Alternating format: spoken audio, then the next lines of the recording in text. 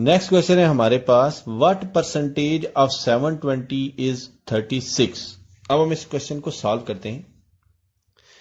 Percentage का जो formula होता है वो होता है percentage is equal to part is divided by whole. Whole की जगह आप टोटल भी लिख सकते हो। ये टोटल डिवाइड नहीं हो रहा, मैं जस्ट बता रहा हूं कि होल या फिर टोटल इज मल्टीप्लाइड बाय 100। और मोस्ट इंपॉर्टेंटली जो पार्ट है वो हमेशा छोटा होता है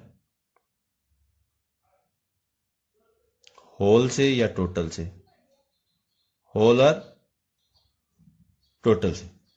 तो क्वेश्चन की स्टेटमेंट में उन्होंने हमें जो पार्ट है बताया है वो पार्ट है 36 और जो होल है या टोटल है वो है 720।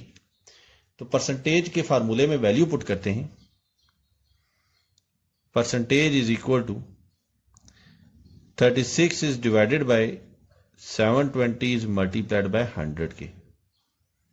तो 36 1s are 36 and 36 2s are 72 और 2 5s are 10। तो ये परसेंटेज बनती है 5%। 36 जो है वो 720 का 5% है।